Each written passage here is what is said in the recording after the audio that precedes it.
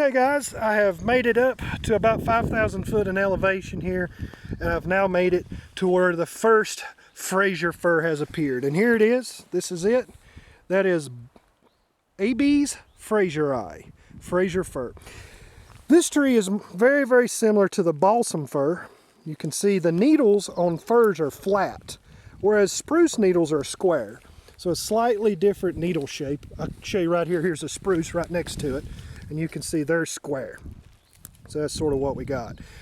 These trees are both remnants of Pleistocene glaciation periods long time ago. Millions of years ago, whenever the glaciers moved into northern Maine and that area, these trees were forced out and had to move further south. They survived in the lowlands and highlands alike for quite a period of time until the glaciers started receding and going back north. When they started going back further north, they had to either go back north or climb up in elevation.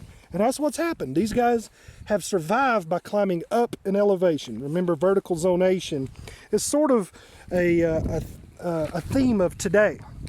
So I'm standing on the Appalachian Trail here in Grayson, Highlands, and I'm at the northernmost portion of the spruce-fir forest of the Southern Appalachian Mountains. So to get true spruce fir, you have to have both species of Fraser fir, which is AB's Fraseri, and then red spruce, which is Picea rubens. You have to have both of them to get a true spruce fir forest, and that's where I'm at. There's only about 7 populations or so through the Southern Appalachians. They're all on high elevation mountains, and like I said, I'm at the highest one of them. You can see these beautiful vistas that we have here. The majority of the trees that you see here are either Fraser fir or red spruce. So that's what we got going on. Now a little bit more about these trees. Like I said, there's a very similar fir tree up north called the balsam fir. And they'll start appearing generally in northern Virginia. You can start getting a couple populations, but there's the majority of them start appearing New York, Pennsylvania, that kind of place. And they're very dominant in areas like Maine and southern Canada. But right now, we are in the Southern Appalachian Boreal Forest. If you notice, it's very wet and it's even raining. The reason it's wet and raining is because I'm in a temperate rainforest, not tropical, temperate. These trees are at such a high elevation that this mountain is actually puncturing through the clouds. And it's puncturing through the clouds and allowing that precipitation to fall. And that precipitation, it rains here more than it does most places in Virginia. It's very, very cold and very, very rainy. That is a temperate rainforest by definition. And the plant community responds to that. And yet another reason why you get these two very, very special, unique trees. Like I said, I had to climb to about 5,000 foot in elevation until I found the first Fraser fir.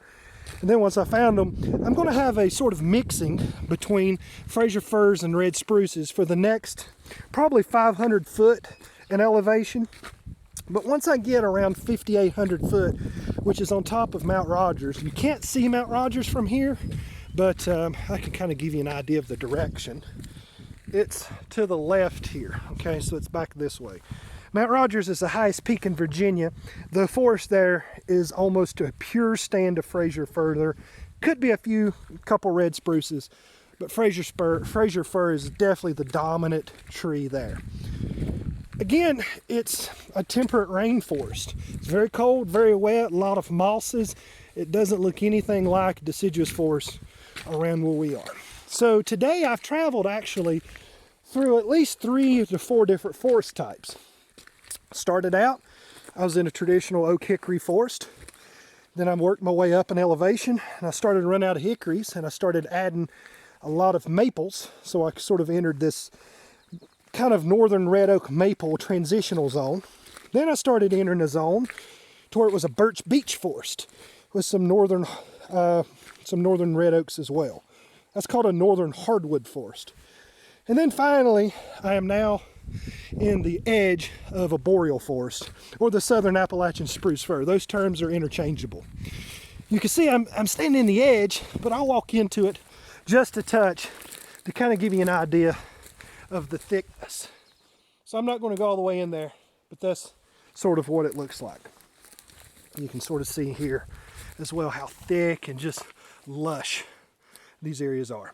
Here we are, Fraser fir. You can see right here, nice Fraser fir, square needles. Over here, red spruce. I'm sorry, Fraser fir has flat needles. Red spruce has square needles. Oh, look down here. Here's a familiar faces. There's trout lilies as well. You notice they haven't bloomed here. The reason they haven't bloomed here is because you're much further north. Or not north. Yeah, you are actually further north a little bit than where I live in Allegheny County, but more than anything, you're higher in elevation. And that higher elevation creates a colder climate, and that gives us this very boreal-like scenario. So the majority of what you see here is an open bald, and I don't know if you can see it. I'll zoom in here a little for you. Right there is why it's remained open bald. There's wild ponies here, and I say wild with air quotes. They're semi-wild. They're not anyone's pets, but you can pet them as well. It's very discouraged to do that. You could be injured. You don't want to go petting them, but you know, they're not super scared of you either. They see a lot of people. So it's a little bit about this. Most of the trees and bushes you see, like this right here, these are well, looks like blueberries. There's a lot of Vaccinium species, which are blueberries. If you look down on the floor, that's Lycopodium digitatum there. So that's actually a ground cedar, running ground cedar. And it kind of gives you an idea of where I'm standing here. This was going to be one of the final trips that we do, but I thought I would just do it for you and have some recordings for you. So anyway, there you go. That's a little bit about that, and I will talk to you guys soon.